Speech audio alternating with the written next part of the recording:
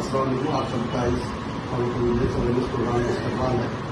जैसा कि आप सब जानते हैं कि ये अपना सेंटर फार्माकोविजिलेंस फार्माकोविजिलेंस सेंटर है और इसको हिंदुस्तान में पूरे 96 फार्माकोविजिलेंस सेंटर है, उसमें से अपने सेंटर को सिलेक्ट किया गया है पेरिफेरल फार्माकोविजिलेंस सेंटर के तौर पर।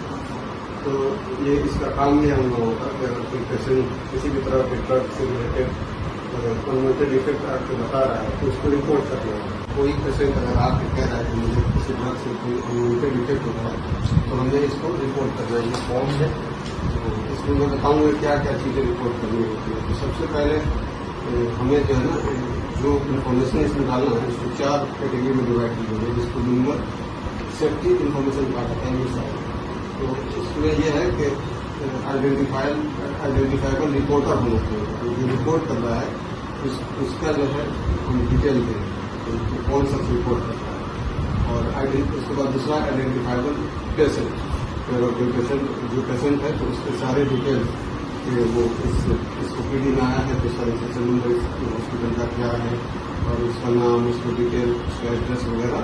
तो आइडेंटिफाइबल रिपोर्टर और आइडेंटिफाइबल पेशेंट ये जनरली एक ही होता है, लेकिन किसी किसी केस में जैसे कि बच्चा है पेशेंट तो वो तो खुद रिपोर्ट नहीं करेगा तो उसको कोई अटेंडेंट करेगा, तो वहाँ पर अलग होगा।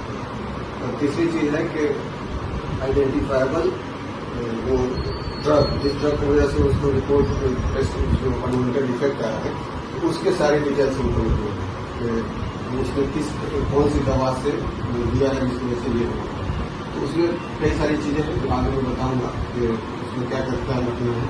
और चौथी चीज़ है कि आइडेंटिफाइबल रिएक्शन, उसको क्या इफेक्ट हुआ उसके सारे डिटेल्स हमको लिखना है कि उसको क्या बताया कि हमें क्या परेशानी हुई है, क्या अनवांटेड इफेक्ट हुई, जैसे उसको अगर इचिंग हो रहा है, रेसेज हो रहा है या फीवर हो रहा है या कोई भी परेशानी उसको हो रही है तो उसका डिटेल इसमें लिखना है। ये सारी चीज़ें हैं इसमें लिखना है। तो इसमें यह है कि एक पेशेंट जब आके बता रहे हैं किसी ड्रग के बारे में कि मुझे इस ड्रग के खाने से ये परेशानी हुई है तो हमें ये देखना है कि वाकई उस ड्रग की वजह से हुआ है या नहीं। हो सकता है किसी और ड्रग की वजह से उसको हुआ है। तो उसमें 4 चीज़ें हमें पूछनी होती है जिसको कॉजल असेसमेंट कहते हैं कि उस ड्रग के वजह से ही वो इफेक्ट हुआ हो या तभी एस्टेब्लिश हो पाएगा। जब वो 4 चीज़ें हमें उसको देखनी होगी तब हम एस्टेब्लिश कर पाएंगे कि हाँ ये एडीआर है और उस ड्रग की वजह से हुआ है। तो सबसे पहले उसमें हम ये पूछते हैं कि आपने जो ड्रग लिया है या आपको जो ये परेशानी हुई है वो कब से शुरू हुई है और आप ड्रग कब से लेना शुरू कर रहे हैं। यानी इसको कहते हैं कि टेम्पोरल असेसमेंट, यानी टाइम पीरियड हम देखते हैं कि वो ऐसा तो नहीं है कि उसको ड्रग से पहले ही से परेशानी हो और वो कह रहे हो कि इस ड्रग के लेने के बाद तो ये नोट डाउन करना होता है।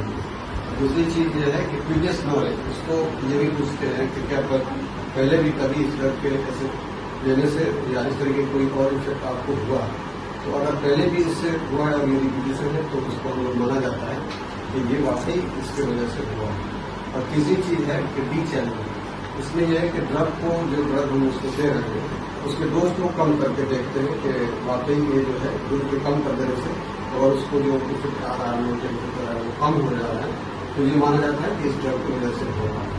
और चौथी चीज़ है, और अगर हम डोज कम करके देखते हैं या बिल्कुल ही ड्रग को रोक देते हैं, ड्रग को रोक देने से बहुत ज़्यादा परेशानी उसकी है तो तुरंत ड्रग को रोक दीजिए और अगर वो उसका इफेक्ट जो है बस में थोड़ा सच्चाई हो गया तो माना जाता है कि उसके वजह से होता है।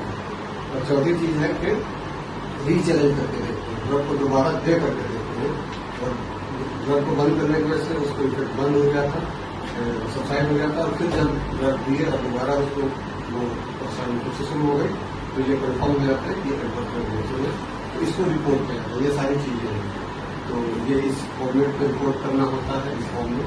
तो ये तो आप लोग या तो डायरेक्टली मुझे रेफर करते हैं पेशेंट को या आप ये सब चीज़ें जरूरी है। और इस सेंटर से अपने सेंटर से अभी एडवर्स डायरेक्शन कम रिपोर्ट होगा इसलिए ये ओपीडी वाइज क्योंकि ये तो आप ही लोग कर सकते हैं। जैसे आप ही लोगों को अगर कंप्लेन करेगा तो मैं हूँ यहाँ पे तो इसलिए मुझे यहाँ पे ठीक दिया गया है कि ज़्यादा से ज़्यादा रिपोर्टिंग ठीक